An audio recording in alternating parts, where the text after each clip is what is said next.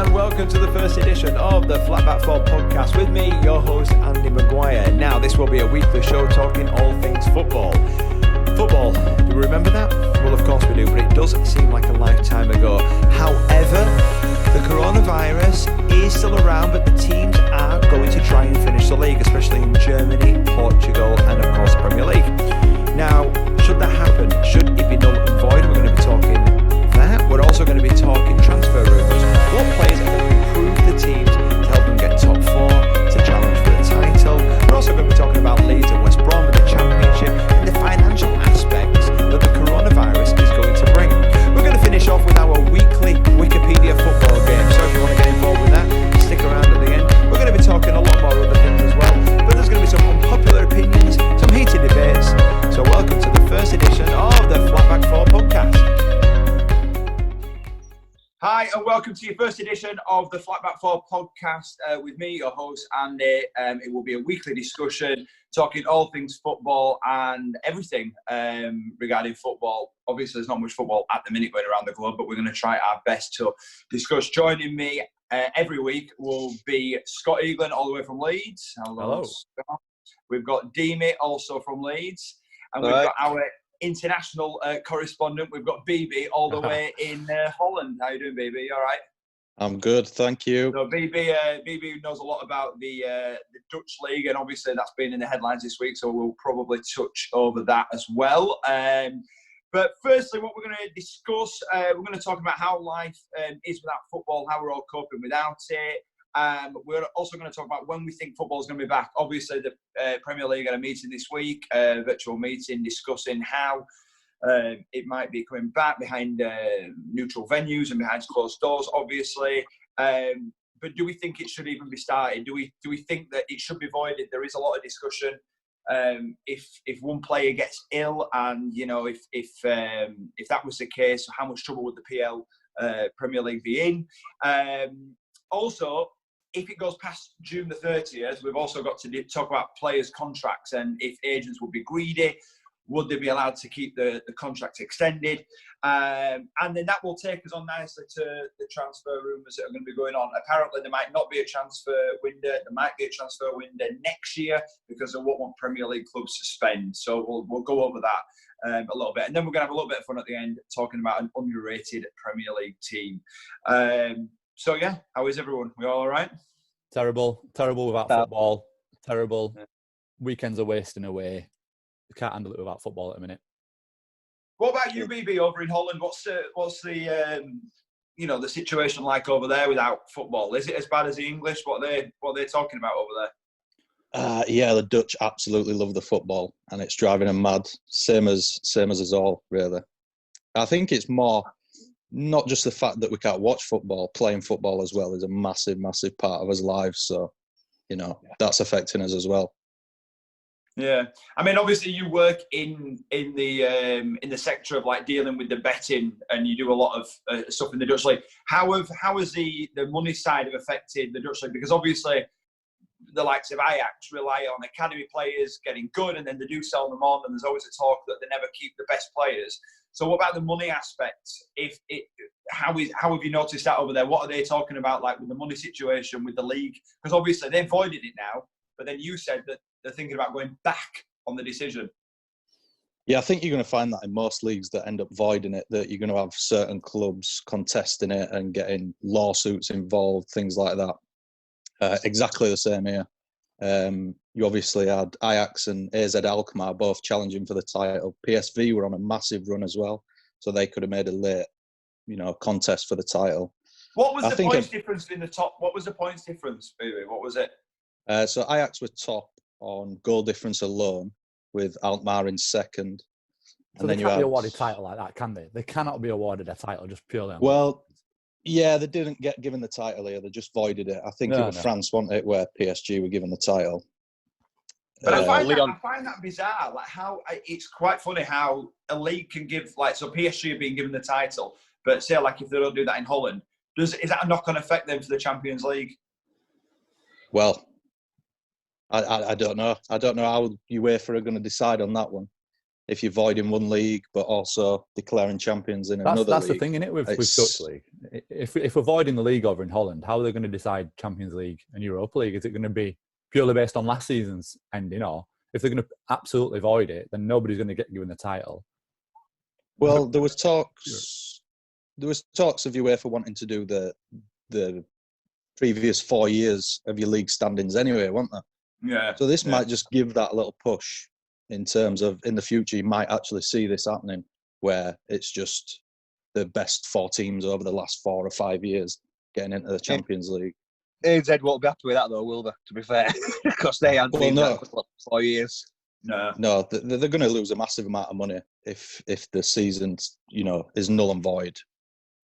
Because imagine if this had been the procedure if Leicester, when they were winning the league. Oh, imagine. I was thinking about that the other day. Imagine if it wouldn't have been one of the regulars winning it. I mean, I know Liverpool are not a regular, but they have obviously won trophies. Imagine, someone like in a French league or a Dutch league that maybe they've just had a great season, and it's not the usual suspects like Lyon and PSG and Lorient come from nowhere and win a league, and then they go over the next 4 years. Deebo, what do you think? Do you think if they avoid PL and if they avoid one league, do you think they avoid every league as a group decision? What is in Europe, or is it the same country for lower tier? I think in the top leagues that involve the Champions League, I mean, the Belarus league has never stopped. But I mean, I'm trying to think logically. If one top league decides to finish their season, and obviously that's going to be a knock. If each federation does their thing differently at the end, then we're never going to have an outcome. So maybe people should just have a finish, and then that's it. So if people finish the league and we restart again and we all start in the same positions, that means then that there might not be a knock-on effect for the Champions League. I think a lot goes down to what Germans do. I do. Really? Yeah, because I think they were saying seem to have it under control a little bit, but now it's going to politicians to decide next week, apparently. So I think if Germans don't go ahead, I think a lot of European countries will follow suit, to be honest with you. It's like we all are kind of sitting back and looking like to see what the Germans are going to do, and then they'll end up beating us on penalties. That's just usually. No, it's true. I mean, I don't know. I mean, they have. I mean, again, it's how each country has handled coronavirus as well. The Germans, have handled it. Well, some people say a lot better. They've had fewer deaths, so that they might be able to get a system implemented that they can go back into training. I mean. Again, though, it goes back to the whole, what if one player gets ill? What if one person dies? And then you have got a corporate, manslaughter. That's corporate manslaughter. They put people in the workplace. It's all right for us saying it gives everyone a boost, but if somebody gets ill and somebody unfortunately dies, which I hope that doesn't happen, then football's going to be just in turmoil because people are going to think that it's going back just for money. They were saying that, weren't they, about the German league? And is it German league that's back in training now? Yeah. I mean, even some Premier League teams are back in training. Brighton were back in training. But this morning, they announced that 3 FC Cologne players had got coronavirus. They tested positive for it. And they've only been in training for, a week? And they've already got coronavirus. So, how can you go back into training, for a week, and then somebody catches a virus, and then you stopped again? You stop again. Of course, as well. In that case, they've already got it. They've already got it before they go into training, then, haven't they? With that, though. I would. Yeah. I mean, yeah. But they again, caught it in training. But that's obviously just a little snippet of what could happen. That if these players are going back, we know we all play. We've all played together. But, you cannot do non-touch unless you're just playing long balls to each other. Which right now I would kill to do just on a park somewhere. Oh, yeah. But you're going to have to come because they can do all the training they want, getting fit. I mean, getting fit is one thing, but getting the ball at your feet, doing tactical stuff. They're not going to be able to do that without having some sort of contact. I mean, they're on about wearing face masks or whatnot, but I don't know. It's a very, very hard situation because I think Gary Neville made the point, somebody's going to have to make that bold decision to go back to training and start. So I think it was June the 12th or something that they were talking about coming back behind closed doors at, I think, Villa Park, Emirates, Old Trafford, Spursy Stadium, and just having it in like 8 to 10 neutral venues or something. But again, you need nurses. We can't take them off the front line. Yeah, there was Gary Neville was saying one yesterday that they were trying to look for like a neutral country to do it in, maybe like in a country that's not been as But badly then you've hit. got to travel. But you've got to travel. And then you may be taking the virus over there. You know, some players may have the virus, and then you're taking it over to a country that's maybe not affected. You've got no chance. No chance of that. No chance. The only way that we could probably do that is if we took it to an island like Jersey and we weren't far. And you could. I know it sounds silly if there was a football stadium, or one thing that popped in my head, you could play at St George's Park. They suggested that, didn't they? They suggested that, though, didn't they? They suggested doing it at St George's Park, but you know, there's not a lot because I think they're worried. I still think they're worried about fans coming and involving themselves. How have the Dutch fans taken to the league being voided? It's been a mixed bag, really. I think that's what you're just going to find everywhere. Everybody's frustrated, but they also understand that this is an unprecedented situation, isn't it? Is this the thing, BB, that no matter what happens, there's always going to be one country or one team upset about what's going to happen? Definitely. But that's just everyday life, isn't it? Especially in Britain. I mean, we just love a good moan about everything. So, this was always going to divide opinion. And I don't think there's a right or wrong answer. It's just, what is best for society rather than football at the minute, I think. Yeah. Well, we listen. We all want football back, and we all want, because I think it's just that release for some people and whatnot. But obviously, we want it back safe. But if we can't get the season done, I'm just going to devil's advocate now. The season is voided. Dean, I want to bring you in here. Championship, right? I know, but I actually go with the thing of. In my opinion, I would promote the two at the top and I would have a longer, because in the Premier League they added teams on back in the 90s. I remember when they added teams on for one season. Would it be horrendous? And then that are in third, fourth, fifth, and sixth in the playoff. I know that they'll have an argument that they could push and rally, but realistically, Leeds and West Brom have been the top two, and as much as it would annoy me that maybe like your Villa and that wouldn't come down, I think it would make more sense to put them up, have a 20-odd team season, and then and maybe relegate 5 or even it out over a couple of years. I don't know what you think. Well, if you're in third, because obviously we're Leeds fans, if we were in third, we'd be kicking off the right foot, wouldn't we? If top two at the point, regardless, everyone who's going to be in third are going to say they're going to have a chance to get us, but. I just think the only thing that bothers me about that is that if you relegate 5 next season, because then you're already at a disadvantage as a promoted team because there's another 2 relegation spots, isn't there? True. It's just hard. It's like BB was saying. It's what's best for society, but if you can, it's just a lot of money in it in Premier League compared to other countries. Well, I'm going to throw something to you. So that they were on about yesterday, and they made it was Simon Jordan, someone who we always talk about, and he made a great point in saying that if the financial aspect can't be solved, and if they null and void the season, you could use the parachute payments that is already put aside and give Leeds and West Brom maybe 10, 15 million next year for when the transfer window opens, and they then kind of have an advantage to go and get them players to come down and help them, and vice versa, because Norwich will be saying, Villa, they won't need to have that. They're going to get 120 million because of the TV deal anyway. But then what you could do is, instead of the parachute payments going to them clubs, you could split it out amongst the EFL clubs, and Championship, League One and League Two could get a fair share of that money, and that would help them as well. So, you look at Bury and you think, to save football, is it best off staying down there for another year and getting 10 million and going buying the best players? I mean, for Leeds, I'd still probably. I mean, it's a bit of a dodgy situation because we've struggled for years and years, haven't we? In this league, it's even with a bit of money, it's such an hard league to get out of. You saw it doesn't necessarily mean you're going to get out of the league. Look at Fulham. We thought that you saw Villa and Stoke as well. Villa and Stoke, how much did they spend in their first couple of years? And they were nowhere near. They were nowhere near, really.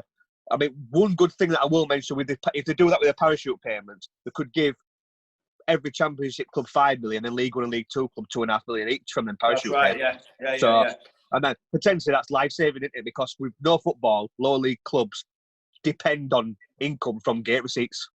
So exactly. Yeah, I mean, nobody wants to see what happened to Bury. Nobody wants to see what happens to Bury. We don't want to see clubs go out because, if you think about the English leagues as well, I mean, BB will tell us that Dutch league, apart from the top league, that's it. really, in terms of the quality. You know, I'm guessing BB in like Dutch First Division, they don't get anywhere near the fans, even League Two. Like I can, you know, maybe even Conference. So for us, it is English football, Division 1, Division 2, the old Division 1, 2 and 3. So if it was to save it and we null and void it, I was totally against null and voiding. I thought it was, you know, but just the more I look at it, the more I don't think you can give Liverpool the title as much as they deserve it, because while there's still a mathematic thing, and then you can say the same for the Championship. I don't know. It's a very, very hard. I mean, BB is our Liverpool fan. What do you think? It's your year next year. Yes, as we say every year. Obviously, I'm not for the null and void. In my heart, I'm not for the null and void. Is anyone else shocked? But yeah, the longer it goes on, the less and less convincing the argument gets to see if we can finish the season. And, you know, it's going to be heartbreaking. But well, all right then, BB, I'll take it on because we'll go on to the next part, which leads us in. What about if we don't get it finished before the 30th of June and players' contracts start running out, like Lallana, like Willian at Chelsea?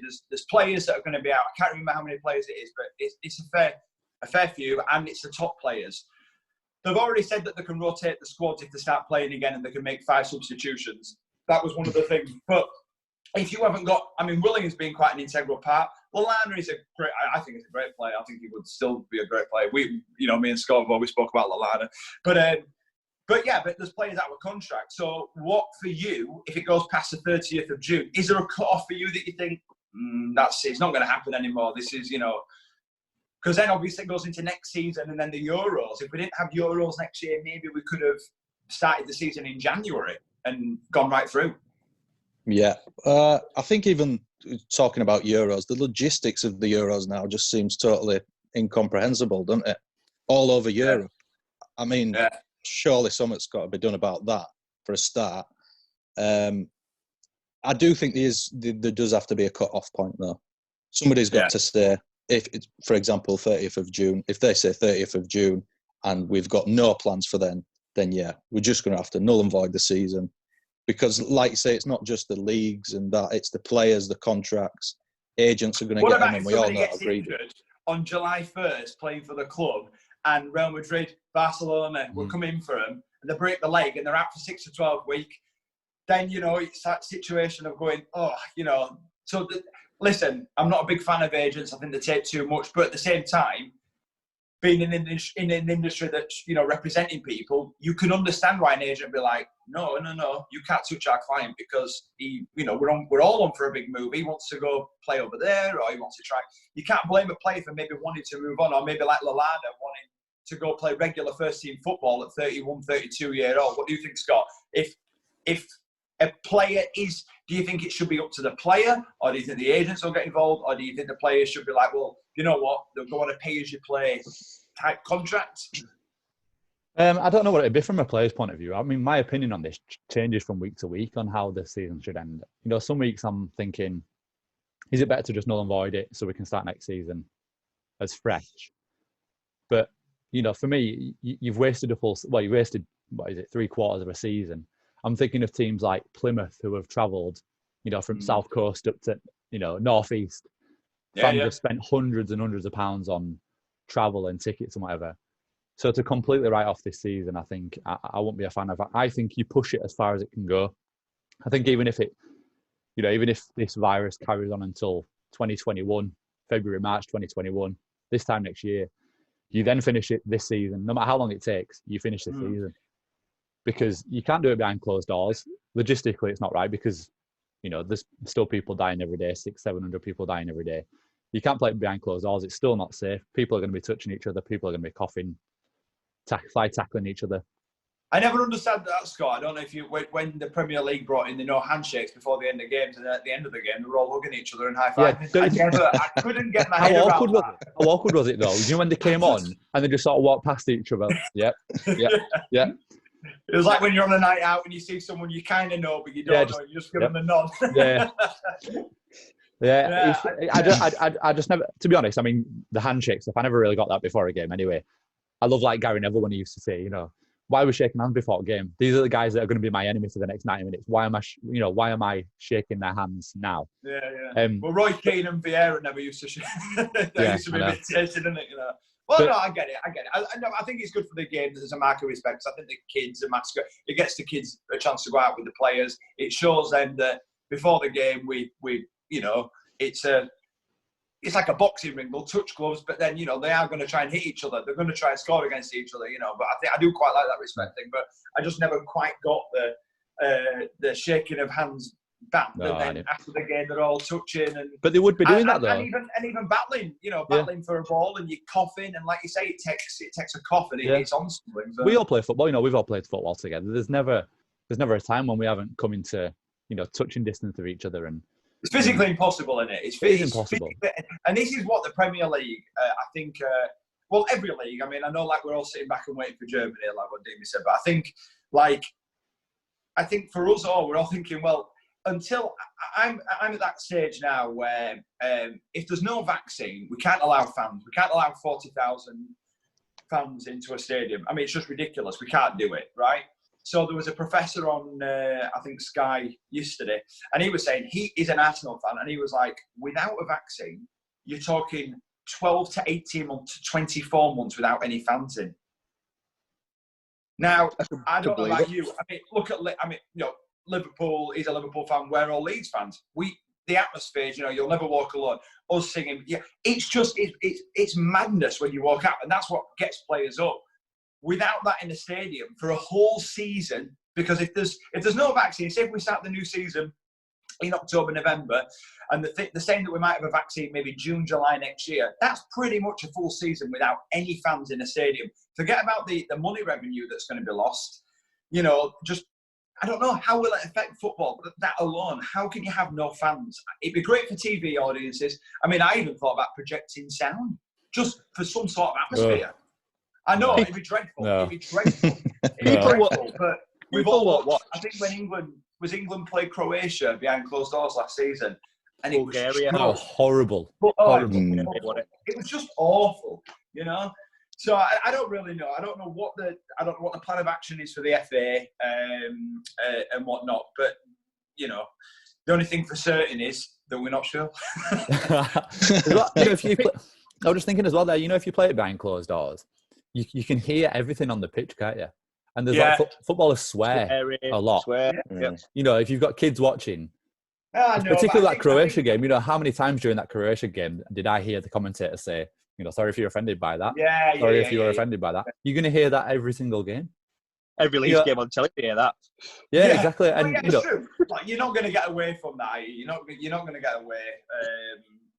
From foot, because it's competitive, and sometimes like you'll say stuff and you don't even mean to say it.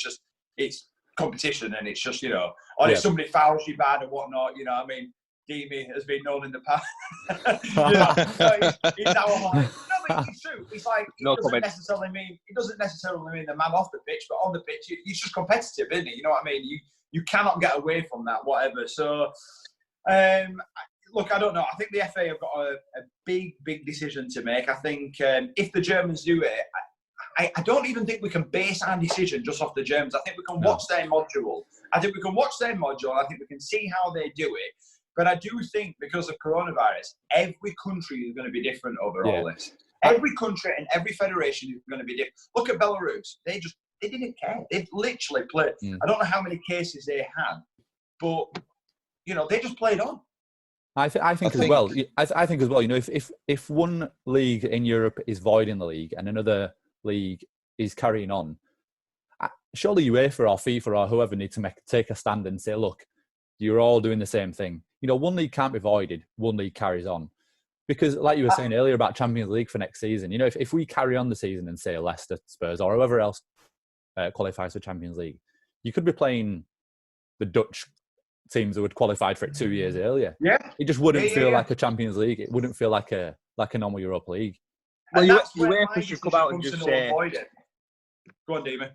UEFA should just come out and say, as it stands, finish leagues now, football as it stands. Then I think it needs one person for the whole leagues. I know that there's different federations, but I think FIFA and the world governing body has to step in and just give everyone the same treatment, because I don't know how you can have PSG as champions, but then say if we start the Premier League again, miracles happen, Leicester won the league, say Liverpool get caught. Now imagine if we'd have null and voided the season. And you know what I mean? While it's so mad, but if they just come out and say, this is what's happening and this is what's going to happen after next season. Because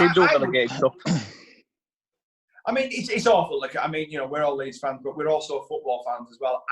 You know, if Liverpool get the title and they don't play the games, would they have won it? Well, yeah, we all know they would have won it. If Leeds and West Brom go up, teams would be like, well, you were still only 8-10 points. That's easy. You know, there were still 10 games left. So it's an awkward situation to be in, because you've not really been promoted if they're promoters. Liverpool have not really won it. PSG were probably going to win it, like Liverpool were going to win it, but you're caught between that rock. You're always caught between that rock and a hard place. Yeah, you can't probably win it. Sorry, B. You can't probably. I think me as a Leeds fan, you know, 3 of us are Leeds fans. I wouldn't want to win a title based on 3/4 of a season. I wouldn't want other fans to look at us next season and be like, you didn't really get promoted. Because let's face it, you didn't properly get promoted. Yeah, and they would as well, let's be honest. Like, you know, Leeds are not the most well-liked team in the world, but, you know, we would then get sick. And let's be honest, Deebo, and you would be the first person, we would give stick to them. Oh, it'll absolutely drive fans wild. And of course, you know what? We've been in this league that long, and I've been to some awful places. We've done 80% of the season. We've done 80% of it. We're there for a reason now. So yeah, we could have been caught, but I do agree. If I were in third, I'd be it'd be good. It'd be going mental. I'd be going loopy, but we're not with it. But you know, I mean, me and Andy said this a lot. You know, Bielsa's teams do sort of tend to, you know, you're gonna hate what I'm gonna say, don't you, Deebo?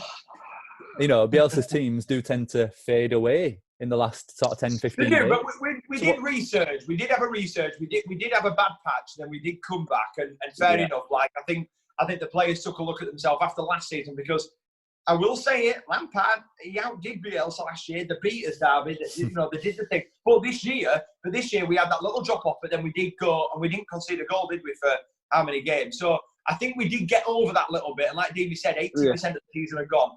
It is just a few games left. I mean, look what they're doing at school. They're doing predicted results for exams, for even. So why couldn't they do it for football? I don't know. It's devil's advocate. It's we were on a good run as well when this has all happened. We just won 5 in a row. Fantastic run. Yeah. I just want to go back onto the null and void thing.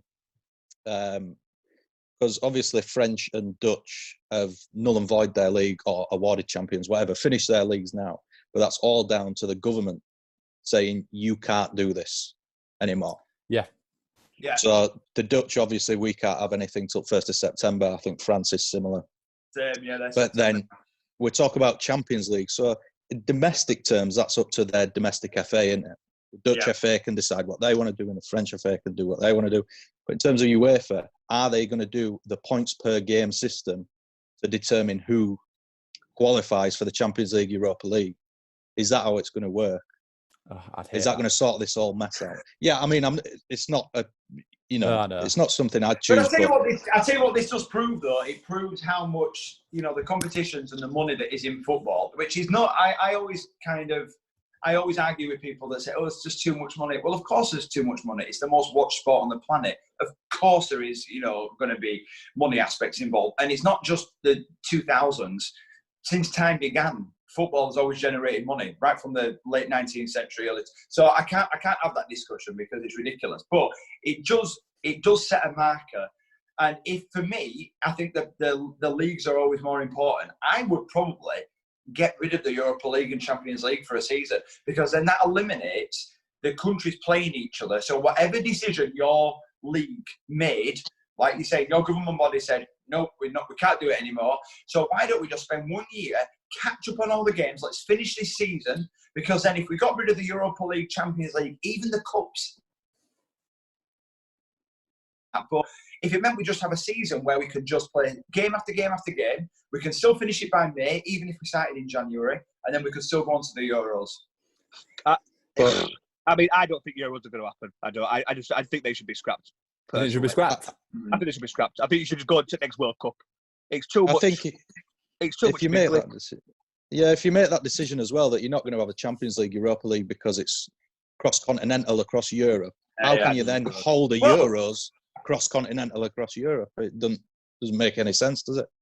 Also makes a point of what about if we don't have a vaccine by next June? It's off. It's off. It's off. It'll just keep getting delayed and delayed. You know, again, does it come to a point where the Euros go, well, look, we don't... I mean, the Euros would be easy to scrap because, you know, it would be very, very annoying. But I think that is an easier option to get rid of the Euros. It was a silly idea to have it across Europe anyway, don't you think? I mean, they couldn't have had a worse year to do it all over Europe. I mean, when you think about it... What a stupid idea. The logistics of it. I think that was one of Platini's last involvements, wasn't it, in football? And it was money. It's all about money, you know, with Platini. I mean, it was with FIFA. And yes, in general, it's football. But I just think, you know, like with the whole Russia debate in Qatar, and then the Euros being played all over Europe, it all just stank for me. That would going to be my next point, actually. If this was before the Qatar or Russia World Cup, do you think that would have been delayed? You know, with the money involved and how much they've spent. You know, if this was 2021, you know, just before Qatar World Cup, do you think they would have delayed the Qatar World Cup? I don't think they would have done. I think you would have had to, though.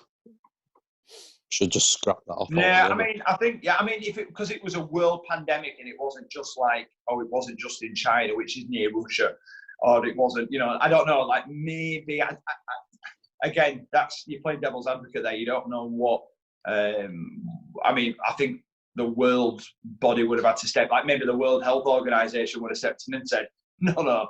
You know, I mean, look, we're already seeing the trouble that China are causing the Americans, English. They're not letting us into China to even see where it started in Wuhan. So there's already politics coming from this. I mean, I think you can forget about China hosting anything for a while. I mean, again, having the Olympics in Tokyo so close. I mean, I know China and Japan are different, but you couldn't have had a worse Olympics in that kind of set of the world because of what's happened, you know. And again, putting all them athletes together. I mean, look, we're all sitting here just talking about football, but darts, snooker, everything. We've lost everything. A bit of horse racing is still going on in Hong Kong. You know, they're doing it behind closed doors. I suppose, you know, but again, I'm guessing it's not just a man on a horse. There's got to be some sort of a team. So I'm guessing it's not. I think they're all wearing masks as well on horses and that. Imagine a horse wearing a mask. I don't know. It's a really difficult thing because it isn't just football that's been affected by this. Obviously, we don't want to see any sport crumble. But obviously, we want to talk about football because it's our sport that we love. But I just think, like what BB said, there just needs to be a decision. They either have to null and void it, and we're all just going to have to accept it because people are dying. It's got nothing to do. It's not football's fault. It's not anyone's fault. It's the Chinese. Somebody ate a bat, apparently, you know. So, you know, whoever ate that bat I tell you what, any Liverpool fans, I bet they might be booking a flight to go to Wuhan to try and find the source. But, you know, I mean, listen, we shouldn't laugh about it. It's not a funny thing, but, you know, it has just literally flipped the whole world on its side, and we've got no sport. And I don't care what you say, it does bring down people's mood. You know, we're all friends. You know, BB does a lot of travelling. I do a lot of travelling. I would have been out of the country a few times already this year. That's not happened. I go to China a lot. That's probably never going to happen again. So it has affected, obviously, people's work. But I think if they could get football in some sort of way on the telly so we can watch it, I do think it would ease people's mentality. Because people talk about the whole, mental health of it. Well, actually, sport, for some people, they work Monday to Friday and Saturday, Sunday is their little bubble. Release, and it's their release. When they're going to escape. We know when we play football, sometimes you can be agitated. You can go play football and you go, phew, it's like doing a workout, you feel better. So I can understand why they're trying to get it on, but if it's not right and it's not going to help the health of the world, then it probably needs to be null and voided, as much as it's painful. But then, obviously, you go into the start of when the hell the next season starts, and then that's a whole other argument. I don't think you worry about a season that hasn't even started yet until you shouldn't. A season that is. No, I agree. But but Demi, you've got to talk about the economy. We don't want the economy to die. So if we can, start opening up. I mean, a few of us need a haircut, hence why I'm wearing a hat. But, I think if we can start easing things back into society, and if we can play football behind closed doors, if the NHS is not crippled with people, and sure enough, we are seeing that graph go down now. If we can free up a couple of medical experts to go to a game, I mean, I even thought about maybe playing games in 2 venues over 2 days and having an 11 o'clock kickoff, 2 o'clock, 5 o'clock, and having it also you could keep the same ambulance team there all day, pay them well, 9 times out of 10, touch wood, nothing happens that major in a game where we always call in an ambulance, but we need them there for obvious reasons. You've got to like a magic weekend, wouldn't it? It'd be like a magic weekend. Something like the magic weekend.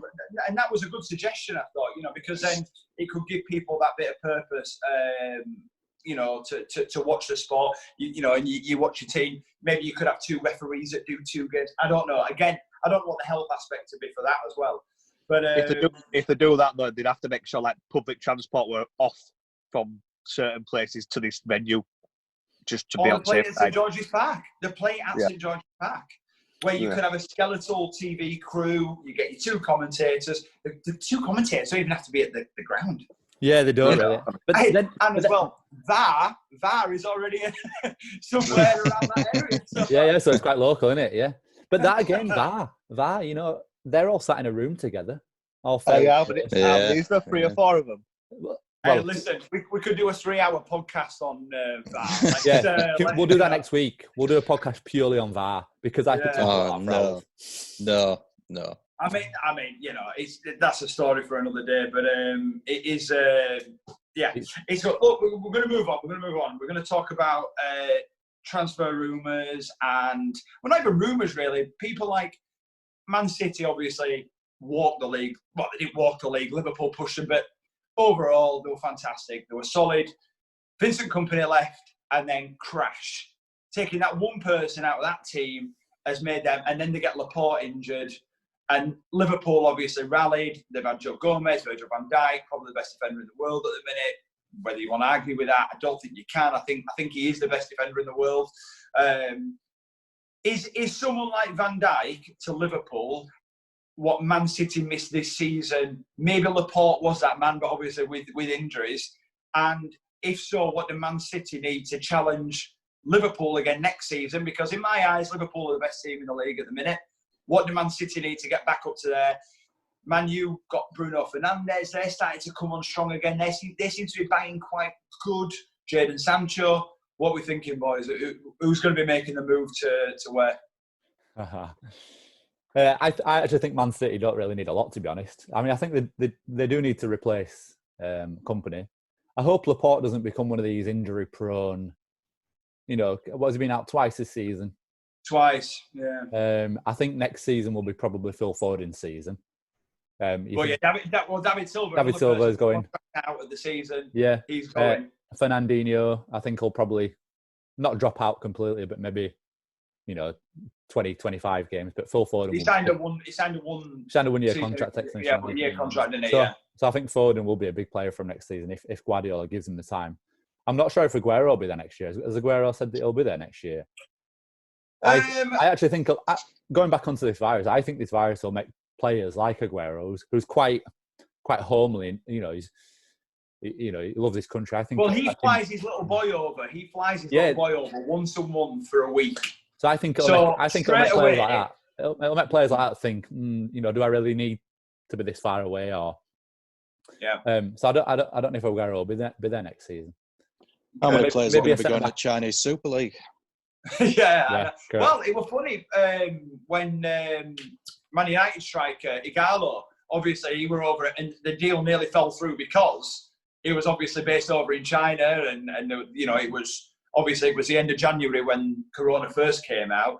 But that them kind of transfers, people will be probably not maybe looking towards that way for a while, depending for the health and safety and whatnot. But going back to you, BB. For Liverpool, and this is a big question for Liverpool fans because even though Salah is great, he is 28 and so is Sadio Mane. I would say Mane is the most valued player. You being a Liverpool fan, if you got a 100 million offer for Salah, would you let him go and maybe go buy another centre back, another striker, bringing in? What do you reckon? If we sold Salah, you'd definitely have to replace that position, because apart from Salah and Mane, I don't think we're that strong in terms of Premier League winning wingers. We're not that strong in that position. We've been linked with Mbappe, which I just think's not going to happen. But you say that, though. You say that, but Liverpool, European champions, and then, there would have been Premier League champions. Why not tempt someone like Mbappe? Why not?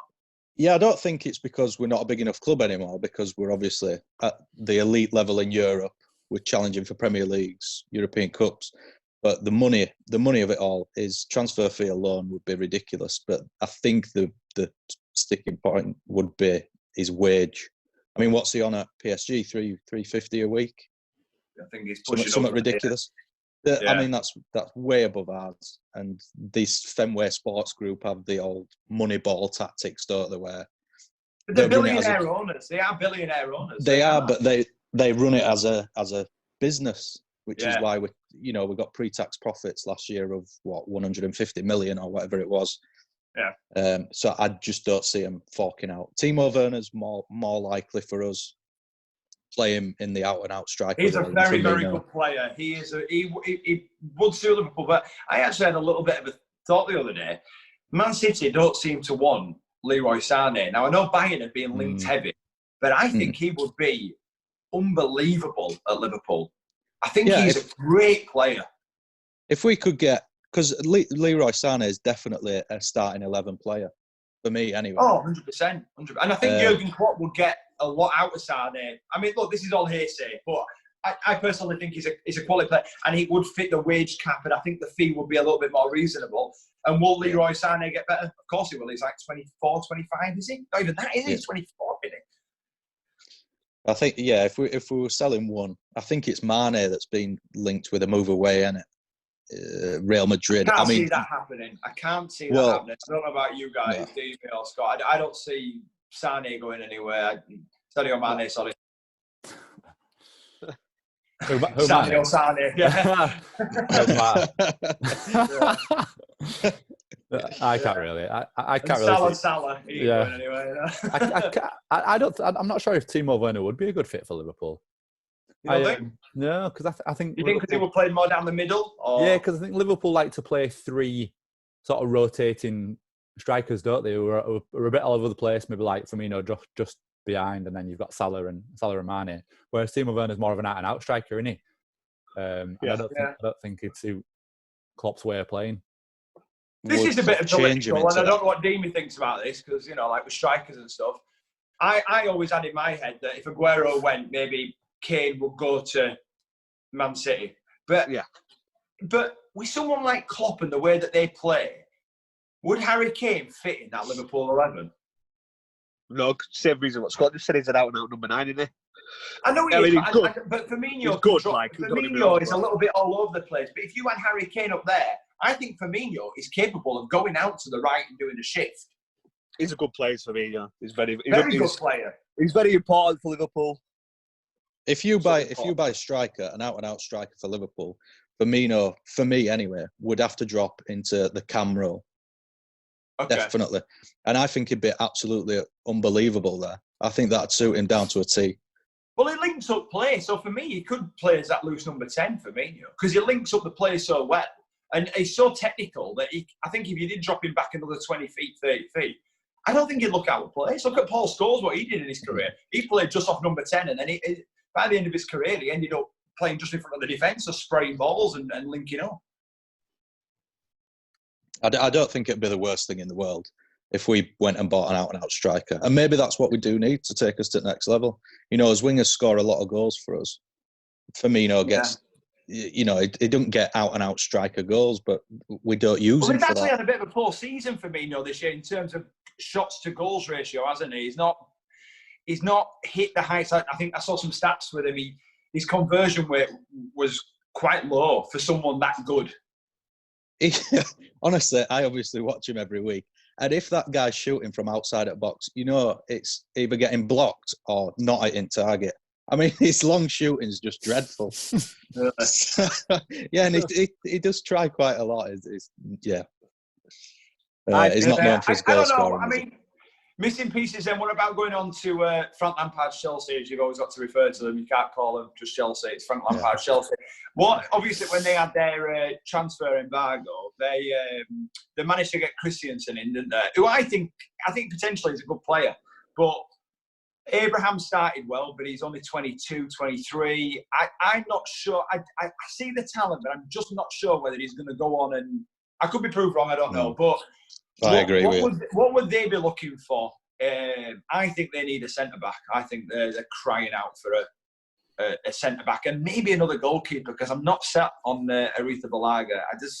I don't like his attitude. I don't like him. I don't know. Maybe longer term, Aretha Balaga might be the answer. I think I compare him a lot to De Gea. De Gea was like that a lot in the first sort of 2 or 3 years when he at Man United. They were a bit erratic. De Gea was awful. I mean, he was mistake after mistake. Yeah, he was a bit erratic, wasn't he? And then he sort of bulked out a little bit. I can see Kepa probably doing that. I mean, what's this, like his second or third season? To be fair, mate, they paid a lot of money for him. So they're going to have to keep him out. They're going to have to keep him. I think Chelsea are going to lose a lot of experience out there over the next couple of years. I mean, Pedro's out of contract. It's Pedro and Willian, aren't they? Pedro's out of contract. Willian's coming to Liverpool or Arsenal, isn't it? Liverpool or Arsenal. Yeah. Probably Arsenal, because they probably don't want to leave London. That's true. And plus, he'd get a lot bigger part in Arsenal's team than he would as. He'd be a squad player for us, definitely. You know, I'm a big fan of Willian. Because for people that know me, I was never Hazard's biggest fan. I just thought he flattered to deceive. I wasn't there with him, and I actually thought Willian was more consistent, but Hazard was the better player. But Hazard was a better player. You can't deny that he's not a good player. But I actually thought consistently, I think William is a good player. But the only thing that, for me, he's 32. Yeah, you forget about there, Andy. I thought you were going to start. Hang on. Sorry, I thought Andy were going to start arguing with himself then, because he started off. No, I think Hazard is a good player, but I don't think that he. For me, I don't really think Chelsea have totally missed him. I think the way William has played this season, I think, has really shown just how good of a footballer William. And he's probably one of them that maybe after like 10 years you'll watch your Premier League years on Sky Sports, you go, how good was William? Like, he was so good. He was so consistent. Whereas sometimes Hazard, he won 1 every 3, and he didn't turn up in the Europa League final. I don't know. William got a lot of praise, didn't he? In that season, where did Chelsea finish like 6th or something, and they were absolutely dreadful. I think William was player. I think he was the only shining light, wasn't he? Yeah. But in terms of what they need, I mean, like you say, they'll need experience. Giroud will be going, won't he, as well? So that's 3 30-plussers gone at the end of the season. I know Lampard likes to play youth, but you're going to need some sort of experience in there. You have to balance it out. I mean, you've got to balance it out. I know you're up and down on Mason Mount, aren't you? But again, but Frank Lampard will probably see Mason Mount and look at himself and go, well, I got told that maybe I wasn't strong enough for it. And then Lampard went on to be the greatest goal scorer of all time. So maybe I think Mason Mount's place is cemented. I just think he might need that older head.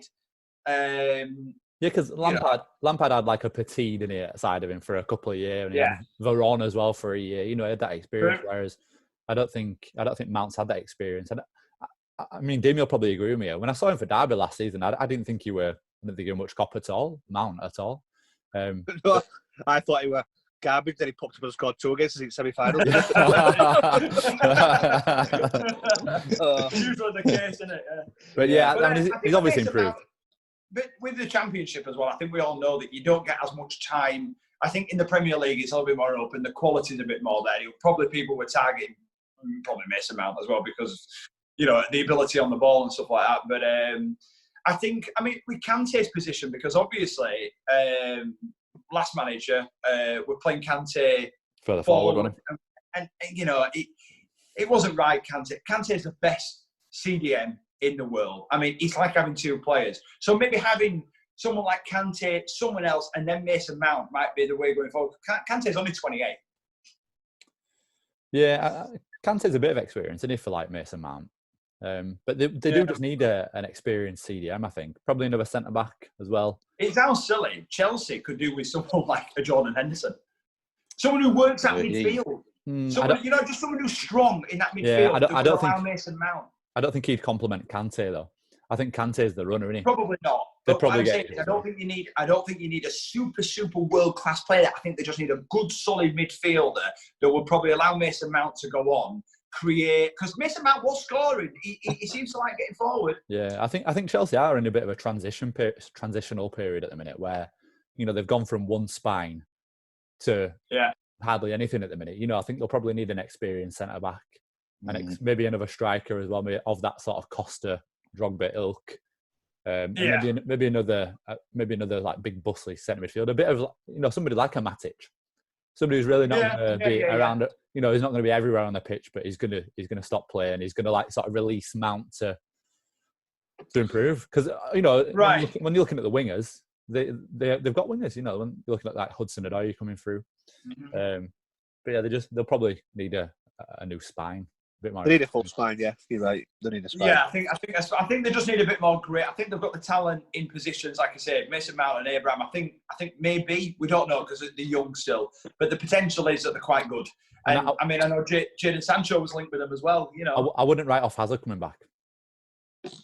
Well, he did even state himself that he's had a poor season for Real. He says that he's going to get his head down next year, and he even said he was slightly overweight, which Hazard struggled with. He has struggled with that throughout the years. He likes his cakes, doesn't he? Yeah, his weight issue. Listen, the team that everyone likes to talk about, massive online, Arsenal. Right. Arsenal. I don't know. I've watched a lot of their stuff. I watch their fan channel. It is a good fan channel. I like it. But their mentality of certain things is crazy because when Unai Emery came in, he was king, he was there. And when it's going great for Arsenal, they seem to be on the bandwagon. But when it seems to drop, they drop. I mean, Gazidis, money. They don't seem to get a lot of money. I mean, everyone talks about them, the Emirates, being like this new stadium. It opened when I was 19 years old. I'm 33 in a month. Do you know what I mean? I find it incredible that people are still talking about Arsenal. But for me, the argument I hear with Arsenal is they're always still paying off the stadium. When are they going to put their hand in their pocket? Because I still don't think they are too far away to becoming a decent. There might be like 150 million, but why not put that in to go and challenge or at least get back into Champions League? What do you think Arsenal are missing? Anyway. Defenders and midfielders. Yeah, I think they go for the same type of player every transfer window. They go for that sort of soft touch. You're right. Shamak and Aubameyang are quite. Yeah, no, but do you know like a Lacazette and an Aubameyang? I know what you mean. They're the same type of player. They rarely play together. It's either one or the other. They bought them both for 50 million. I look at the midfield. I think it looks soft. I think they always overridden in midfield. Ramsey's obviously a big miss. And you get at Arsenal. Every time you watch Arsenal, you just think there's someone who's a bit of a bully. How long have they needed a leader? You've been able to get at Arsenal since 2006. Yeah. So if the whole Aubameyang situation is kind of weird as well because he's 31, isn't he? Next, I think he's 30. By the time football starts again, he's probably 31. They're on about giving him this new deal. I'm not so sure. I know he's a proven goal scorer. I think he's world-class, Aubameyang. But is this where Arsenal are going wrong? They give Ozil that massive contract. All right, I know he was only like 27 at the time or whatnot. Aubameyang's 31 soon. If somebody came in with 60, 70 mil, I think I'd get rid of Aubameyang and try and go get another. I think you could get to 2-3 players with that mentality to take them forward. I just don't see Aubameyang as this like shrine that they seem to do. I know he's the person that gets the goal, but I don't know whether they could get rid of him and get a couple of good players in and, like Deebo said, get a leader that can like take the game by the scruff of the neck. Well, really, anyway. After Aubameyang by all accounts, aren't they? Well, yeah. I mean, I suppose he's a very Real Madrid striker. I mean, Benzema's 32. I mean, look, how many times were Benzema linked with Arsenal? Every summer transfer. Every summer transfer, it with Benzema might be going to Arsenal. Looking at both clubs, actually, Arsenal have probably needed a Benzema, and Real Madrid have probably needed a Aubameyang. You know what I mean? They've probably missed that sort of player. I think Benzema's gone now. I think he's Well, he's 33, and I mean, he might even, would he go back to France? I mean, I know he's got all the politics with, you know. Yeah, I just think Arsenal miss again a spine. They never replaced Vieira, never replaced Campbell, never replaced Henry. I mean, you'll never replace Henry anyway. But they've never replaced that whole spine. Goalkeeper's weak. Defense can be got at from left to right. No midfield. All the really defenses. Yeah, all the really good at. How Xhaka plays football, I don't know. Their defense is terrible. I try to watch Xhaka, and sometimes, like when I'm watching an Arsenal game, I just watch Xhaka. Like the camera's being good, and you're just on him. And he is so scared of passing a ball forward. I've never seen a footballer go more side to side in my life. But when he first came to Arsenal, he got on the ball a bit and drove forward. He's got a couple of screamers, didn't he? His confidence just got drained. I mean, that was the end of the Wenger years when, Wenger should have gone 10 years prior. But I don't know whether his confidence was dashed by that and whether he needs a new move. Because when he did that, when he walked off and he were, with the fans and stuff, I think for me, it'd have gone. I think that's just a bad egg. And I think, again, that's been Arsenal's trouble. Yeah. I don't think they've moved players on when they should have moved players on. And the players they should have kept, like Serge Gnabry, they got rid of. And now look at him. Yeah. It's always difficult with youth players. I mean, I agree. I watched Gnabry, by the way, at West Brom and at Arsenal, and he was poor. Yeah. Really poor.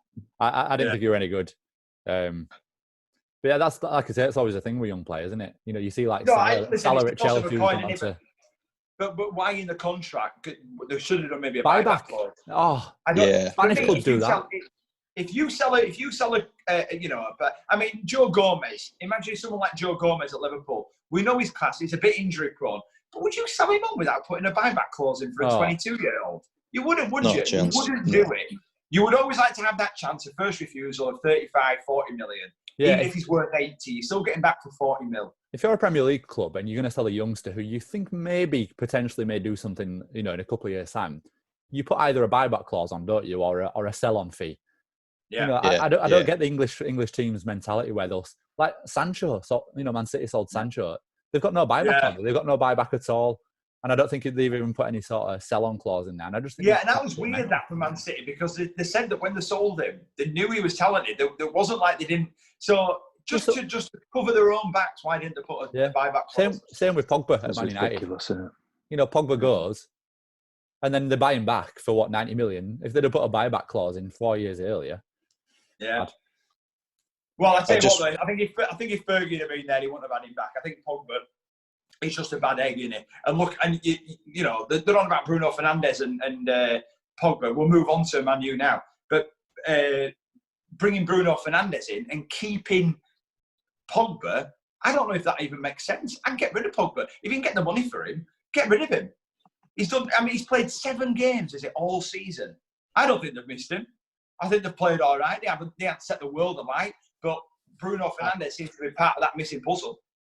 Now they've got Bruno Fernandes. Him all time. Keep him. I think as much as even though we're Leeds fans and whatnot and Liverpool fans, that Man United they're always going to be sleeping giants and they're going to come back. It doesn't matter.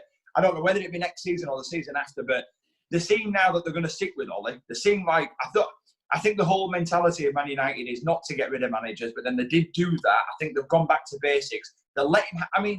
I think Bruno Fernandes, they were edging on a 5 million either way. Like, just pay the 5 million. Get the player in.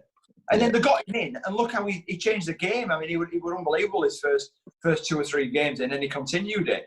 They got Harry Mcguire, England defender. I think that was a good buy for them. English player, probably going to be captain, probably.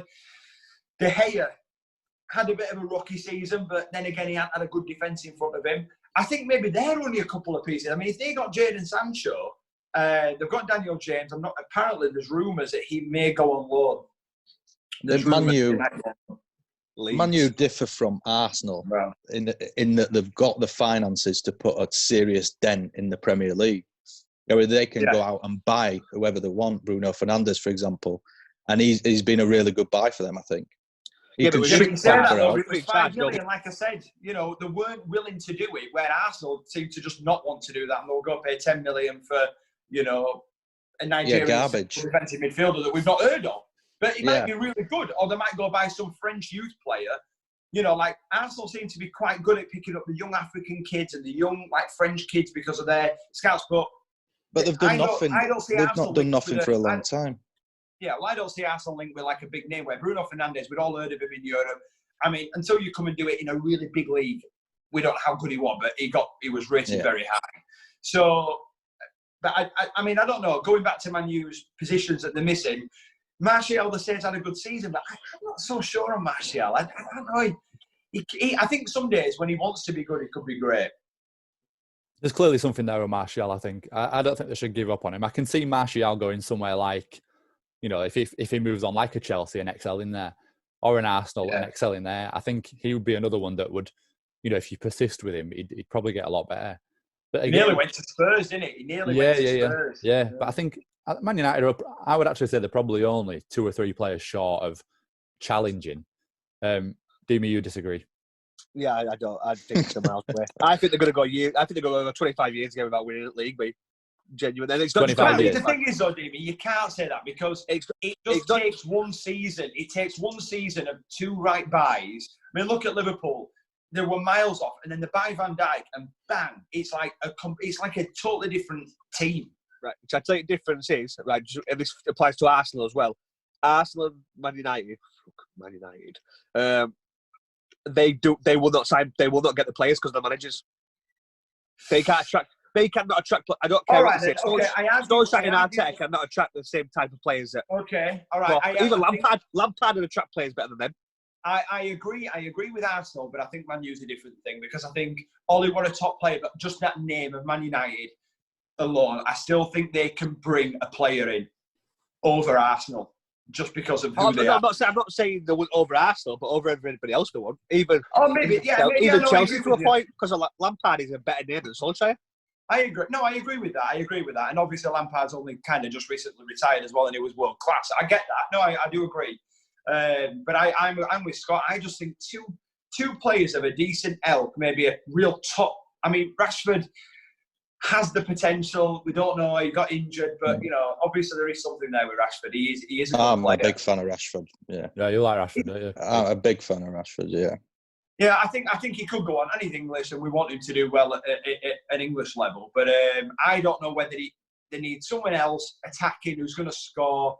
I don't know whether Martial, if I could get the money, I think I'd sell him. But I think maybe they need someone around that midfield and even just bulking up around that defence. 2 or 3 players. They just need a bit more creativity in midfield, I think. You know, they're going to be another one who's probably going to lose maybe a couple of experienced players, like a Juan Mata this summer. Yeah. And I know he's not in the team every week, but they could do with like a little bit of a playmaker role type player. You know, somebody who's probably just going to be in behind because he obviously likes a striker up top and then maybe 2 at either side. If these clubs could get these players, our league is unbelievable. When you think about, you know, Liverpool, Chelsea, Man U, you know, Spurs, the quality in that top 6 or 7 is unbelievable. Like there is so, and you know what? If Tottenham went and won a league here, we wouldn't be as shocked. It'd be like, yeah, okay, because it's Premier League. Whereas, you know, like if someone in a French league that's been 12 for 20 years go and win it, it's like a huge, a bit like Leicester winning it for us. But for us, it's so strong, the Premier League, that if certain clubs add just 2 or 3 players, it changes the whole. I mean, have Spurs just been valued the most valuable club in the Premier League? Who was that? Spurs. That's what I just read. I mean, the stadium's going to have a big part of it. But, like, where did they come from? I remember growing up, they were a decent enough team, but never a powerhouse. Never, you know, you'd never think that Spurs were going to be top of a most valuable club in the Premier League. They don't even spend money either, do they?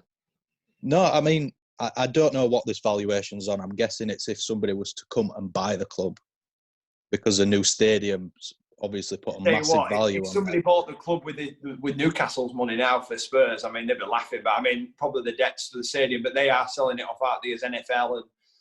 And, I think longer term, though, I think Premier League, I think over the next maybe 10 years or so, you're probably going to see more of a difference in terms of title winners. You know how over the 90s and the early noughties, it was Man United and Arsenal. Then over the noughties, it was Man United. 4 years in a row. Yeah. I think you won't ever really see a 2 or 3 years in a row. You'll probably see a Man United win it 1 year, Man City, Tottenham. I think it'll be much more spread out over the next 10 years. And I think you'll be looking at them 95 plus points. I think it's going to be. Yeah, absolutely. I don't think anyone's going to win a Premier League on 72 points anymore. No. Right, I'll make you a bet as well. I bet by the time we're 50 years old, Man United have won the title. How much you betting? If we look 50 years old, then you've only got about a year off where you're going in isolation. Right, listen. We were going to do an underrated PL team, but we're going to move that on to next week. We're going to do a little game. We're going to finish off every podcast every week with a little wiki game. Okay, so this can be people watching on YouTube and listening if you want to do it. So Scott is going to do a little Wikipedia game where he's going to name some. But I tell you what, Scott, you tell it. Go on, mate. You tell it. Yeah, so basically all I'll be doing is reading the Wikipedia page of just some random PL players, where they started their career to these three, and see who guesses it.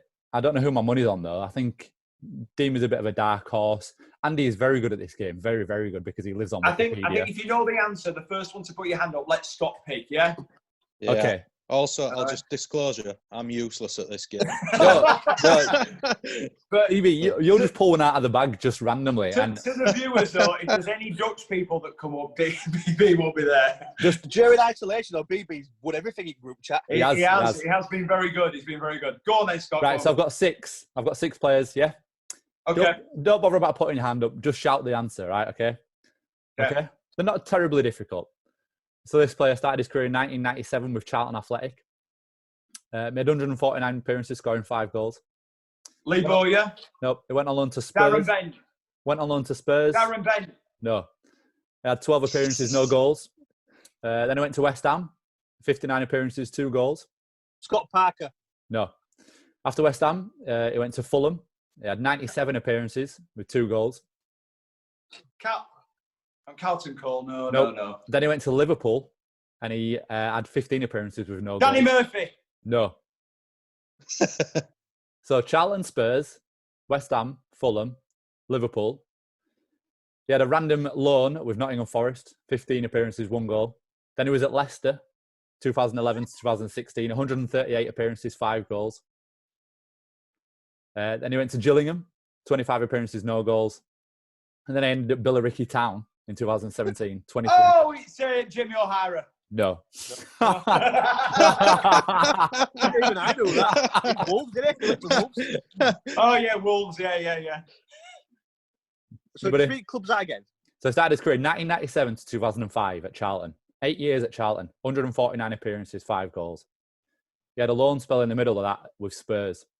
12 appearances, no goals. Then he went to West Ham for 2 years, 2005 to 2007. 59 appearances, 2 goals. Konchesky. Correct. Oh. Yeah, Paul Konchesky, yeah. Jesus. 1-0 Deemy. Yeah. God, I had every footballer in my head. Jimmy O'Hara, mate. It's Jimmy O'Hara. Yeah, Jimmy O'Hara. So convinced. Who else had in my head? Really random. I had Matty Holland because he's just so criminal. Yeah. He's everywhere, Go on. Right, next one. This player started his career in France, 1997 at Jeux Le Tour. Then he went to Just Tour in 1998. Then he went to Guignon in 1999. It gets better. Went to PSG, 2000 to 2002. He had a loan spell at Newcastle United in 2001. 28 appearances. He then went to Man City. Then they went to Man City, 2002 to 2007. 178 appearances, 5 goals. From Man City, he went to Portsmouth. 77 appearances. Oh, Loa. Man City. From Portsmouth. You're awful, aren't you? From Portsmouth. From Portsmouth, he went to Everton. At Everton, he was 6 years at Everton. 174 appearances, 2 goals. Yakubu. No. He ended his career at Bournemouth, 12 appearances, no goals. And I'll give you an interesting... Sylvan Distan. Correct. Boom. Oh, bloody hell. Well done, Jamie. I'll give you an interesting stat about Sylvan Distan. Sylvan Distan, he has the most Premier League appearances internationally with no international caps. How is that possible? So he's made the most Premier League appearances with no international caps. Without being international. So he's never been capped by France. Wow. And he was on a plane with me, remember, a few years back. He was. He was. Right, he was a big guy as well. He was a big guy. Next one, bit difficult. Started his career at Arsenal 2001 to 2003, no appearances. Went on loan to Brentford 2001, 30 appearances, 4 goals. He had a loan spell in Belgium at Beveren, no goals, no games. He had a loan spell at Brighton, and then he went to Reading for 4 years, 168 appearances, 29 goals. From Reading, he went to Chelsea, 15 appearances, no goals. Sidwell. Correct. Steve Sidwell, Yeah. Oh! Go on, BB. Just beat me to it then, BB. Just beat me So to it. 2-1, non-Andy. I know. I'm like the. Have you seen Gary Neville on the Sky Sports one? He's absolutely dreadful. Oh, Yeah, don't no, be yeah, trying. I'm going for Shirk it off. Right, next one. We've got 3 more. This player started his career at Cardiff City, 1998 to 2004. 183 appearances, 86 goals. Craig Bellamy. No, he went on loan to Greenock Morton in Scotland in 3 appearances, 2 goals. After Ross Cardiff, he McCormack. went to West Michael Brom. Chopra. After Cardiff, he went to West Brom. 43 appearances, 12 goals. Ellington. Roberts. Robert Earnshaw. Correct. Oh, I knew it was a striker. Oh, Correct. Well Robert done, Earnshaw. Jamie. Next, second to last one. This player started his career at Wimbledon in 2002. 58 appearances, 6 goals. Then went to West Ham, 2004 to 2007. 120 appearances, 11 goals. And then went to Aston Villa, 102 appearances, just 1 goal. After Aston Villa, he went to Bolton in 2011. 37 appearances and 3 goals. Gary Cahill. No. He then went to Ipswich Town in 2012 for a season. 10 appearances, no goals. Then went to MLS. Went to Vancouver Whitecaps 2013. 44 appearances. He then went to Chivas USA. 9 appearances, no goals. Then went to Montreal Impact. 31 appearances, no goals. And then ended his career at a club called Start. Oh no, it's not him. Wimbledon, West Ham. West Ham, who was there 2004, 2007. Midfielder. Rio Coca. Correct. Oh! Bloody hell. Last one. 3 minutes. Last I one. can't lose. Last You one. can't, mate. You can't lose. The week's winner is Demon. Go on. Last one is a very difficult one. Very difficult. If anybody gets this, I don't know. I'll give you a well done. This player started his career at Tranmere Rovers in 1997. 140 appearances, 16 goals. Then went to Oldham, 18 appearances, 1 goal. Then went to Stoke in 2003 to 2008. 80 appearances, 3 goals. Then went to Crystal Palace, 2008 to 2010. 101 appearances, 2 goals. And then went to QPR, 2010 to 2016. 169 games, 5 goals. When he was at QPR, he went on loan to Nottingham Forest. 5 appearances, no goals. After QPR, he went to Rangers for a season. In 2016, 24 appearances, 3 goals. He scored in an Old Firm derby. What position is he? Centre-back. He ended his career at Carlisle United 2 years ago. Anton Ferdinand. No. Run the teams again. So the giveaway should be QPR between 2010 to 2016. Oh, Clint Hill. Correct. Clint Hill, yeah. Clint Hill. Only reason I thought it because I knew he was Scouser and Tranmere. Very well done, mate. Yeah. I told you a dark horse. Very well done. 4-1-1. Well done. Well done, everybody. Same time next week. Well done. Yeah, thanks for watching, everyone, and listening. We'll be putting this on all platforms and stuff, so you'll be able to catch it on YouTube, or if you want to stream it, you can get it from all good podcast sites and some rubbish ones as well, guys. So thanks for coming, lads, and we'll see you all next week at the same time. See you later, boys. Thank you. Cheers. Pleasure. Bye-bye.